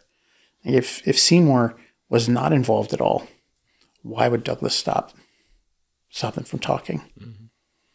And if Douglas didn't suspect, he might not have had any proof, but if he didn't at least suspect that Bobby had something to do with it, he wouldn't have done that either. But he was trying to protect the Durst name. He always was. Yeah. Well, maybe it was one of those things where they protected him to a point. Right. Not maybe realizing exactly what he was into. But when it turned out to be a serial killer, it was less compelling argument to stand behind them. That's the boundary. Anything but serial killer. It's like, well, a little light serial killing we're okay with, but you get too many bodies on you, and we're just going to cut you off entirely. Right. But like his defense attorneys were still high powered in 2020, 2021. Like he had the same attorney that he had in Texas came out to California to defend him. You don't see too many repeat murder defendants in that business, I imagine. Probably not. Especially for totally separate, unrelated. Like these are unrelated crimes. At that point, maybe they get a frequent shopper card. Like, oh no, yeah, I got enough punches. Maybe I get another free one murder free defense. or something. Free sandwich, perhaps at this point. Well, he already tried for the free sandwich, but I got him into this mess. He didn't have enough punches. All right. So, final thoughts on Robert Durst. Well, a lot of strange things that he shouldn't have gotten away with, and like you said, Dr. Grande, he had a lot of other options. Could have gone a lot of different ways with his life, and he probably would have been pretty set, even if he really didn't do much. The money was just there and it was available, so he didn't necessarily have to work or really do anything. He could have just sat around and probably just been all right, which perhaps he did at times, but I don't know. He could have just enjoyed a life of luxury, probably, but I guess that's just not enough at some point for certain people. So yeah, gruesome and the ability to continue on with a lie like that. And obviously he had the money to hire people that were going to continue that lie for him in court and really build it up into something that would be convincing enough for certain juries to believe. That takes a certain person, certain really out there person to maintain that kind of lie and for his whole life up until death. Maintain that he was innocent and that he, didn't have anything to do with those or didn't do the things they said he did. And it takes a certain person to look somebody in the eye and maintain that. Yeah. Scary. You're definitely a frightening guy. What are your thoughts, Mike? I still can't decide whether Bobby Durst is exceptionally intelligent. As one of the investigators said, when interrogating him, you can get down to the 10-yard line and it'll seem like you're going to go all the way. But as soon as you get to that 10-yard line, he starts playing defense and just stone cold stops you in your tracks. And you'll never get past that. And he got away with it. Like he definitely got away with Morris Black. He was acquitted. He was acquitted. He got away with it. He killed Morris Black, admitted that he killed Morris Black, and still walked away scot-free. Kathleen's body has never been found. And Bobby, in the Jinx, almost 20, 30 years after the fact, he was saying, I don't even know if she's dead. I think she is. It's been a long time since anyone's seen her, but I have no proof that she's dead. She could still be alive out there somewhere. It strikes me, just listening to him talk throughout the Jinx kind of struck me as like he's 90% truth. And that's what makes his lies so believable. Is he's 90% truth, and then somewhere in there he's twisted it to be a falsehood. So I can't decide whether he's just absolutely brilliant or just really just dumb luck and money. Like, because like he bumbled through everything, regardless of whether it's either of those or both of them. He was narcissistic as anything I've ever seen. Like Bobby Durst's favorite subject to talk about was Bobby Durst. Well, we even came back to that documentary, right? Like, that was totally unnecessary and risky. Right. But he wanted to be in front of that camera. Yeah. He wanted people to talk about him. And he wanted to be talking about him. And like everything he said came back to him. And like the fact he killed Susan Berman. The jury saw it. The evidence showed it. Like the cadaver note and his own note to her were strikingly almost identical. I know handwriting analysis is not a science, but there are certain obvious things. There's a common sense component, There's right? a common sense component to things like that when it looks that similar. And the exact same misspelling of Beverly. Yeah. The exact same shapes to some of these block letters. Like it's when Bobby Durst can't tell the difference between his own handwriting and this other handwriting, it's pretty sure it's because both of them are his handwriting. That's the evidence. And the fact that he killed Susan Berman, his best friend, the person who cared about him more than anyone else in the entire world, because she knew something and was going to say something to someone, as he told his friend, it was her or me. Bobby Durst was always going to put Bobby Durst first. And I think that's what happened to Kathleen. That Bobby Durst put himself first because she was trying to take him for $250,000 in divorce. And she was trying to leave him. And he wasn't going to have that. And then, you know, whether the other killings can actually be tied to him or not, or whether there's any evidence of it or not, I don't know if we'll ever know that. They might find some evidence. Can't charge him posthumously, but it could give some sense of explanation to those particular crimes if evidence is found. But it's almost certain that he killed Kathleen and got rid of her body somehow, and it's never been found. He absolutely killed Morris Black and admitted it. And the evidence shows he killed Susan. Kathleen may have been his wife and may have been one of the first person to care about him. He killed her. Susan Berman absolutely was his biggest defender, his best friend in the world. He killed her. Apparently, Morris Black and him got along really well together while he was living there. Morris Black knew he was a man, you know, and could talk when nobody else did, and they hung out all the time. Apparently, they went out to like the dump and were shooting his handguns just to pass the time. Like they were good friends. He killed Morris Black. He stalked his brother. Like this is a guy. He was not nice at all, despite how he portrayed himself as very soft spoken and almost always victim. It's not what it seems. And I'm not really like that. This was a cold, calculating guy who was honestly scary. And it wouldn't surprise me if he killed the other ones. It wouldn't surprise me if he didn't either, because like if it wouldn't surprise me if all three murders were just kind of a haphazard thing. Yeah. Like he went out to, you know, with Susan it was, or with Kathleen it was passion in the heat of the moment. She says, "I'm leaving." He says, "No, you're not." He gets she says, "Yes, I am." He gets a gun, says, over my dead body. you're not going anywhere. Do you want me to kill myself or something like that? And she's like, no, go ahead and do it. And she turns to walk away, and he gets angry and shoots her. And then he's got to deal with the aftermath. Mm-hmm. Susan Berman, likewise, I think that he might have gone there just because he carried a gun on him like all the time. He went there to talk to her about not saying anything because they were bringing investigations back up and the police were getting ready to contact her. They don't say anything, and they get into an argument about it, and then he just pulls the gun and shoots her. Mm-hmm. Heat of the moment. I can see that happening.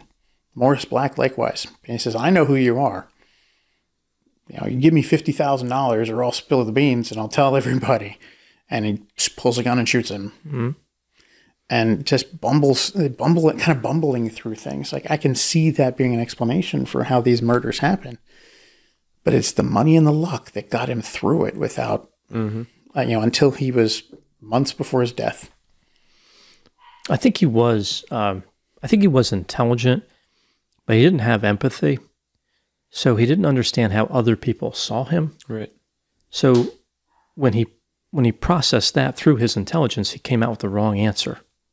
If that makes sense, right? He was playing to an audience he didn't understand. He was playing well, but he didn't understand the rules. Mm-hmm. So he looked painfully, obviously guilty at certain times.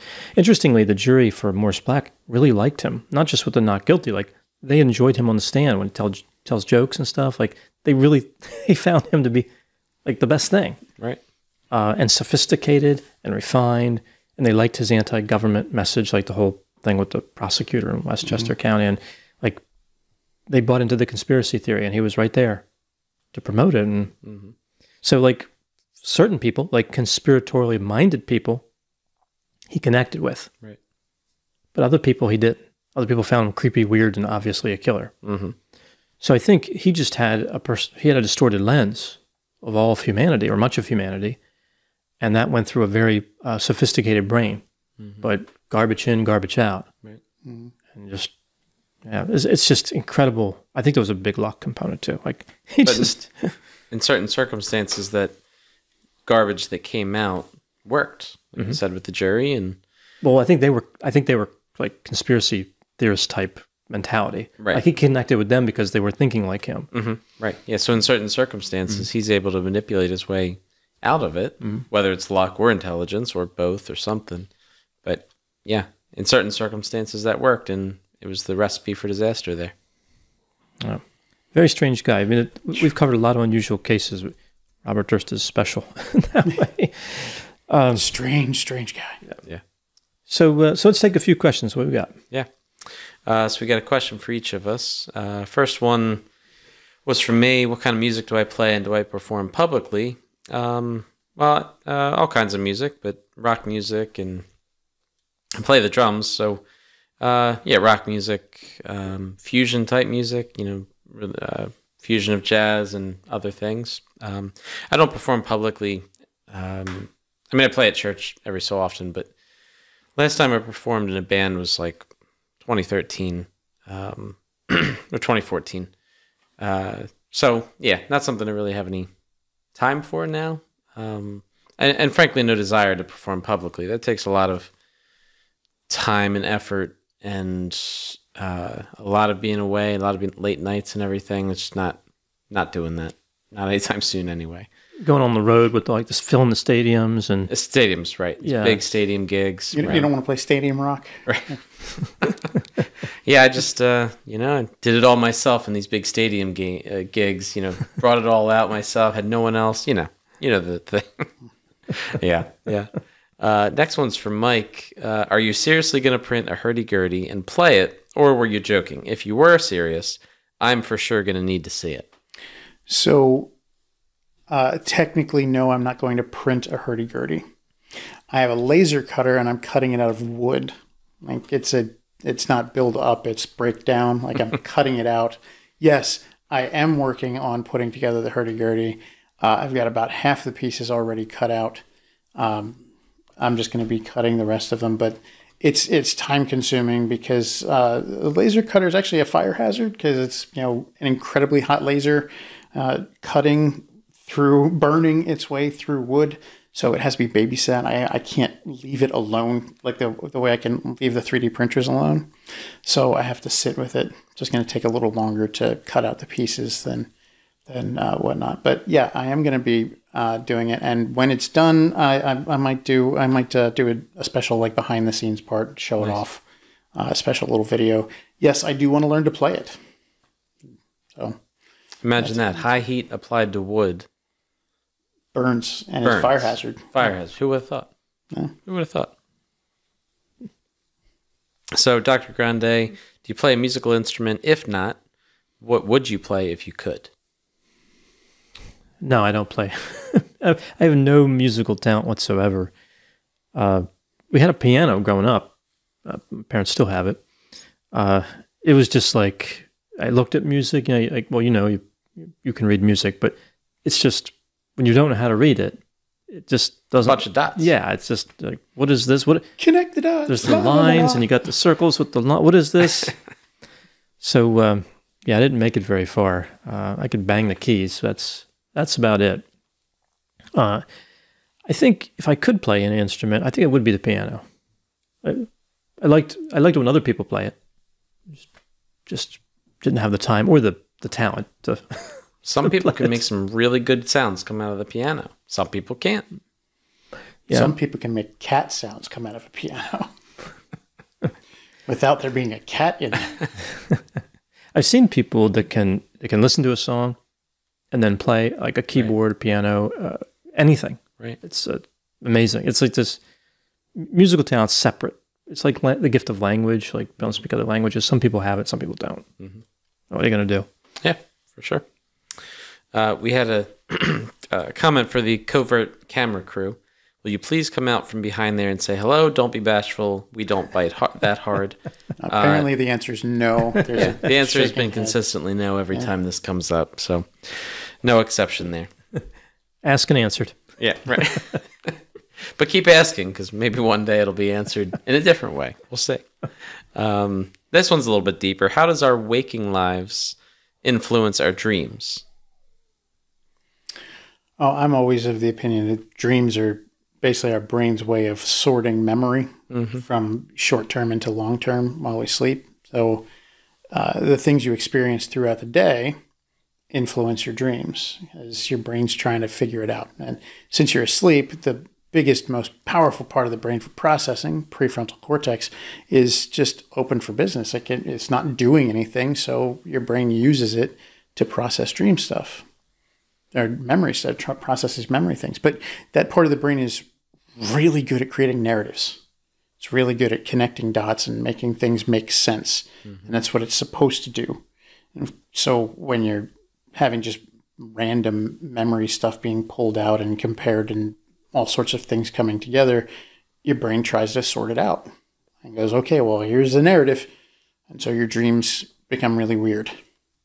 And sometimes the things that come up because, not because we consciously remember something, but because something entered into our field of vision or into our hearing or triggered some sort of memory. This is a very classic reason why there's nightmares, repeated nightmares in trauma, post-traumatic stress, because there might be something that someone experiences throughout the day that is a tiny reminder of that traumatic event.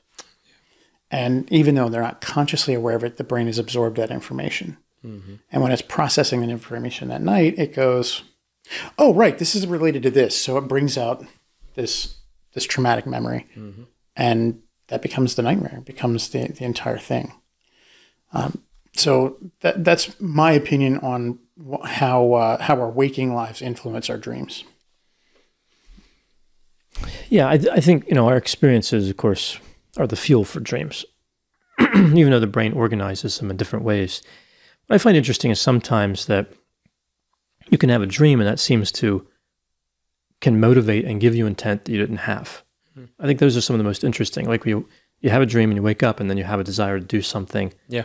Or like sadness or happiness based on like that dream, even though it was a dream, but it brings you back to something that could be real. Like you can see this in mental health counseling. Sometimes clients will come back, they're fine. based on like a traumatic experience or a rough time at some point in their lives. But then a dream can bring it all back. And I've noticed that generally, if you can get past the first day, you'll forget about that. It's the day when you wake up. You wake up right after the dream. That's when it's the hardest to cope with. But if you can make it through the next night, probably all right. Yeah. I've noticed that those dreams that we tend to remember for longer than 5 seconds after we wake up are the ones that have a more emotional component to them. They hit us harder. So I think it's like the amygdala or the emotional center of the brain tag it for as important. Mm-hmm. Whereas the prefrontal cortex would be like, okay, generally, oh, that's just a dream. We don't need to save that. Get rid of it. It just purges that immediately as we wake up. And you're like, wow, I had a really weird dream. Yeah, what was it about? I forget. Oh, because it's gone. Mm-hmm. There's no emotional component to it, no reason for it to be saved. But the more emotional impact it has, the more likely the other parts of the brain are going to be like, that's important, keep it. Mm-hmm. And those are the ones we remember. But yeah, if you don't act on it or after the course of a day, usually it's forgotten. Yeah, and I noticed too, like if somebody wakes up right after the dream, it's a much different experience of the dream, right? Where they have a solid memory of it and it really affects their emotions. Whereas if you can just continue to sleep, not everybody can, some people, their sleep gets interrupted many times. You can continue to sleep, it's usually a good chance to forget it. Mm-hmm. And most dreams are forgotten. But if you wake up, people wake up 3, 4, 5, 6 times a night or whatever, it gives you, like, you have a good memory at that point of that dream. It just happened. And if it's the wrong dream. Talking about interrupted dreams, I hate it when I have a really good dream and then like the cat jumps on me and wakes me up in the middle of it. I'm like, I got to get back to that dream. And you can never get back to it. Yeah. Never get back to it. Even if it's a really great dream, it's just like, this is awesome. I can't get back to it. Well, some dreams people are happy because they didn't come true, and other times they're happy or they're sad because they didn't, right? Like, yeah, right. You'd rather just stay in that dream. Mm-hmm. Yeah, sometimes. It's nice. Yeah. I have people sometimes, people with OCD that will say that their obsession, they'll be able to go to sleep, and then their obsession will be happening, the fear reaction will be happening while they're sleeping. So they'll wake up and be triggered the moment they wake up. Even that they'll say like, I was like triggered before that. I kind of feel it. I kind of remember it. And that takes the scariness of that to a whole new level, because it's like, I can't even sleep. I can't even get away from it in my sleep. And of course, there's not a whole lot you can do about what you're experiencing while you're sleeping, but it probably mimics your experience while you're awake. And if you're experiencing these things and reacting to them while you're awake, probably going to be the same thing or similar thing when you're asleep. So a lot to be worked on while you're awake, but how much more scary when you feel like you have even less control over it and it just happens while you're sleeping. But in that case, it does mimic real life, or while you're awake, very closely. Yeah, I've also noticed that repeatedly people will have the same style of dream, like one person, like where they're being chased by like a lethal entity, or they're getting rich and then they realize they're not rich when they wake up, or when they're really embarrassed, like the classic, like you're in school and you're in your underwear. Right. Which I think that was even covered on The Simpsons once. Yeah. It's such a popular... that was Homer was actually in his underwear. He thought he was dreaming, but he was actually in his underwear. Yeah, I think that's been done several times on The Simpsons, but different characters. Well, it's funny because it's like a universal dream. Something maybe Carl Jung would be interested in, or whatever. Like this idea that everybody has that fear, and for whatever reason, it connects to school. Right. More than anything else. I don't know. Very good. It's more representative of vulnerability, I think. And it's telling in our society, like Jung would have said that would be a universal across all humanity. But I think it's kind of like a U.S. thing.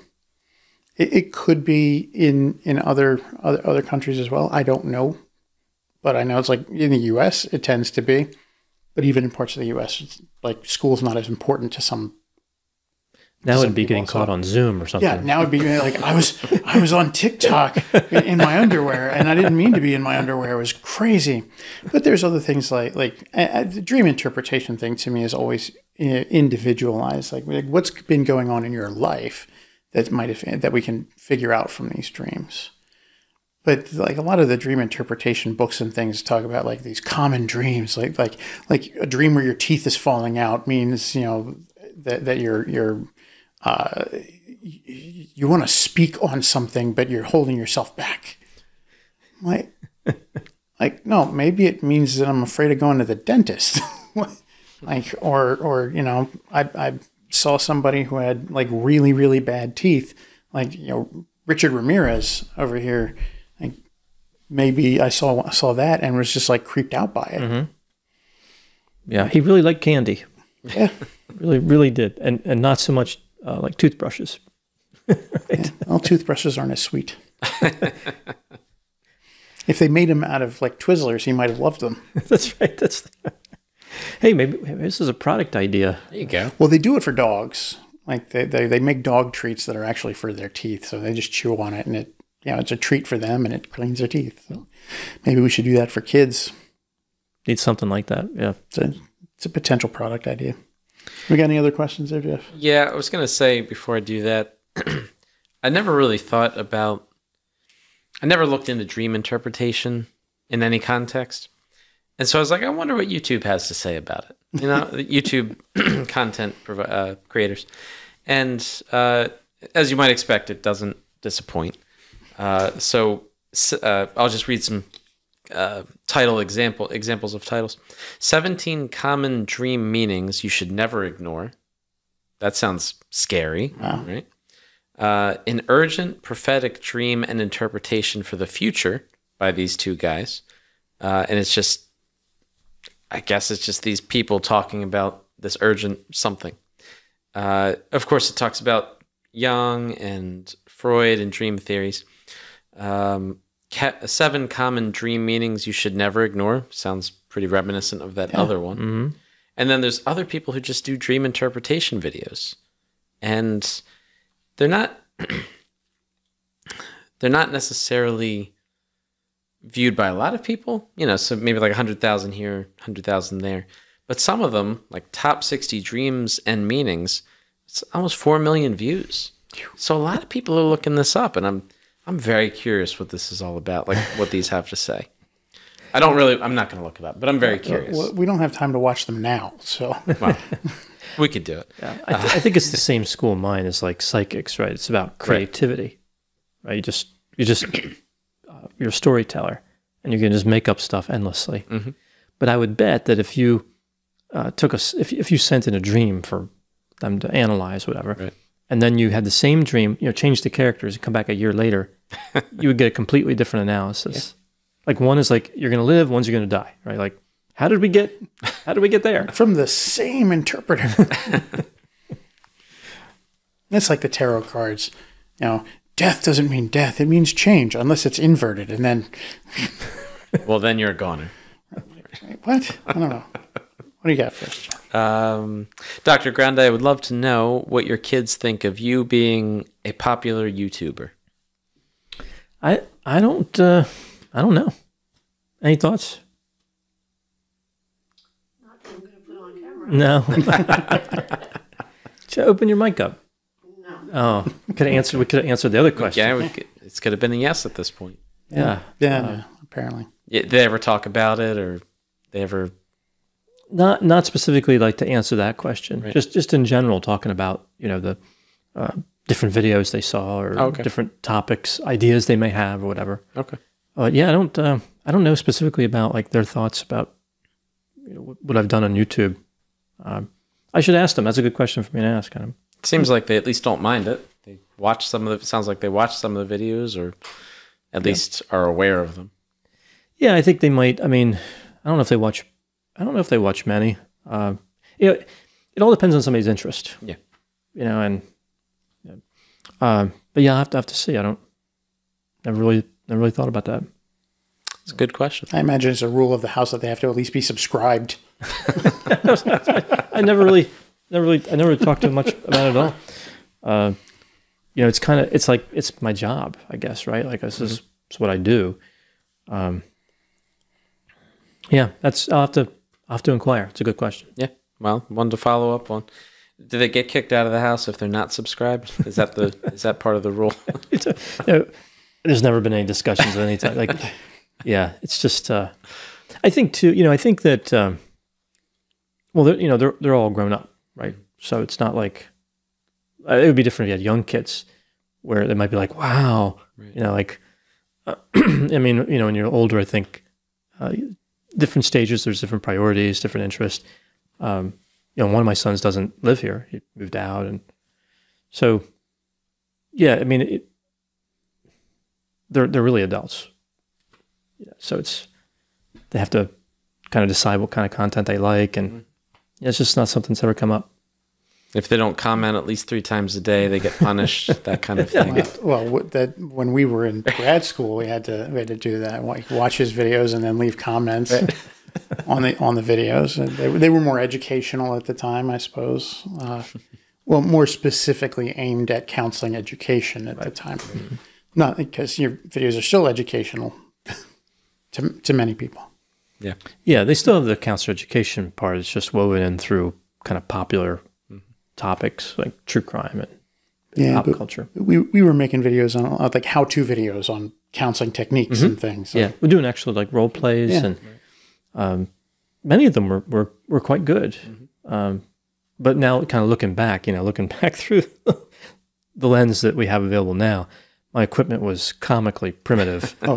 Compared to everything that I have available now. I mean, I think the microphone that I used for years for doing that was like $100.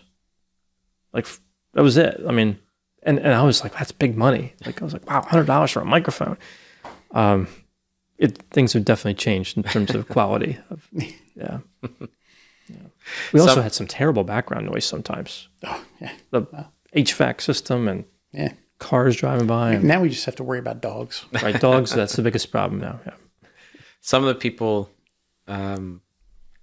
that watch currently go back to those previous videos and, you know, will comment like there's videos of me and Mike with you doing different things. Yeah. And people will comment. They recognize you from the... Yeah, be like, I know these guys. I know, you know, different context. Yeah.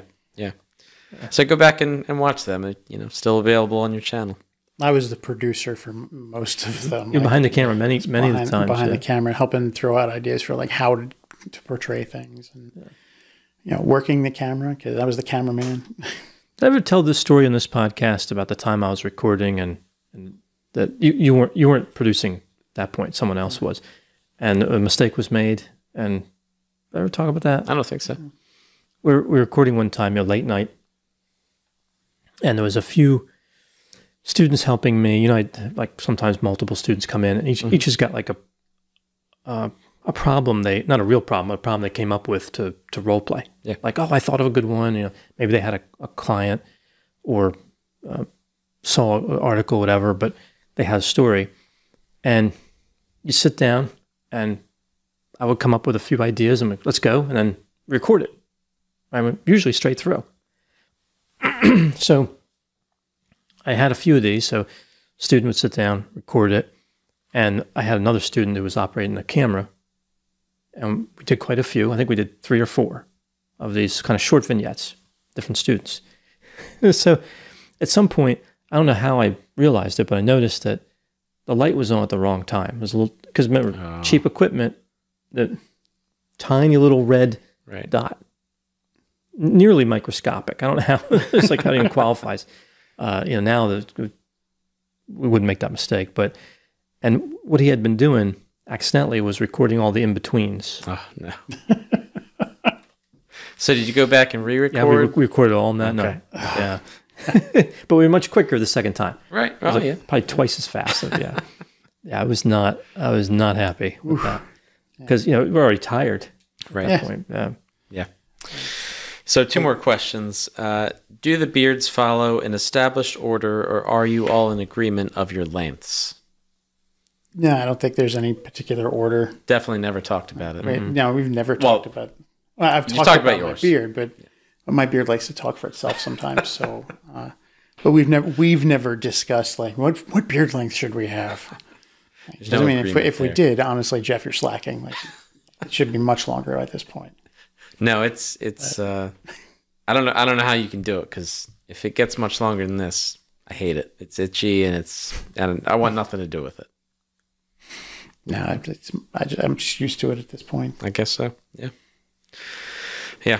And last one, if you were on Scooby-Doo, who would be which character? And there were some suggestions here. Mm-hmm. So this commenter, Kiko X, her choices, or his or her choices are Mike as Shaggy, plus 200 level for always keeping it real. Dr. Grande is Velma. She's the true brains, solves it well in advance, and also has glasses. Mm-hmm. Jeff is our logical, calm under pressure hero, and an ascot, Fred. Any suggestions for a different character? I don't know, Batman. Did Batman ever appear on Scooby-Doo? Yes, he did. Really? It was Adam West voiced Batman on a couple of episodes, crossover episodes with Scooby-Doo. Oh, animated Batman. So he was on Scooby-Doo. So. Very good. So I assume you want to be Batman in that context? Well, yeah. I also wouldn't mind being Adam West. Unfortunately, he passed, but that guy was funny. It was hilarious. Okay. I would think Fred. Although I like the rationale behind Wilma. Is it Wilma? Velma. True brains, yeah. Yeah, I like the rationale there, but Fred was always, to me, kind of he was a mysterious character that wasn't played mysterious. Mm-hmm. Like, who is this guy? What is he doing? Yeah. Right? Like, the dog made more sense. The talking dog. Like, what was Fred? What was the story? I want to know what's going on with Fred. He drove the van. Like, why are you guys even running? Like, what are you even doing? Like, do you have jobs? You go to school? No, their job was solving mysteries. Well, they had the mystery machine, right? Mm-hmm. Right. Where'd they get that great paint job? Somebody's paying for all of this. Mm-hmm. And the Scooby snacks, somebody's got to pay for that. There's a lot of fan theories around Scooby-Doo. And I don't remember really any of them, but like fan theories about relationships between the characters and where the characters actually came from or what they actually do during the day, and versus what we see during the episodes. And some of them get pretty weird. I wish I remembered any of them. Some of them aren't appropriate to talk about. That's for sure. Some of them definitely are not appropriate to talk about. Right. But there were some strange ones out there, and I think it's worth looking up. Been some very comic ones, especially about the relationship between Fred and Daphne. Yeah. And what happens when Velma loses her glasses and why she loses her glasses. Right. Just say the mystery machine is, rocking it sometimes, apparently. But that's because Shaggy and Scooby are making sandwiches in there. I don't know what you guys are thinking. Sandwiches is the topic. One of my favorite jokes that plays into some of those fan theories was actually in the Scooby-Doo movie with Matthew Lillard as Shaggy, which was just inspired casting because that dude is Shaggy. Yeah, it's true. The only other person who could do Shaggy was Casey Kasem, because he did the voice for Shaggy for so many years. But Matthew Lillard, the joke, it's a visual gag outside the mystery machine with the vent of the back open and just smoke pouring out. And like it really goes into like the whole stoner thing about them. And then it goes inside and they actually got a little hibachi grill and they're grilling like hot dogs or something. It's hilarious. I can live with being Fred, but I wouldn't mind being Shaggy as well. It's like the funny character, and I could live with that. I feel like Shaggy is the handler of Scooby-Doo, right? Like they have the close relationship. It's his dog and his buddy. Yeah. I mean, I don't mind being called Shaggy. Shaggy, of course, is the most powerful character in entirety of the internet. So I'll go with it. What about Scrappy-Doo? We don't talk about Scrappy. Yeah. Scrappy was pretty good. Scrappy's a very controversial figure, right? Like diehard Scooby-Doo fans are very offended that they took a full-size Scooby-Doo and drew him smaller and said, let's call him Scrappy-Doo. And then, of course, he has this attitude and the scrappy kind of voice, and he has his own like kind things he does, like his own rituals that are supposed to be funny, but he was a hit and a miss, right? He was the villain in the Scooby-Doo live-action movie. Swing and a miss. Right. Yeah. Is that equivalent to having the alien in the Flintstones? Like how controversial that was? Or is the alien just like that's that much further? Kazoo. Yeah. Yeah. I don't know. I think Kazoo came before. Wow. Right. Before Scrappy. So I mean. But are they on like the same level of why'd you do that?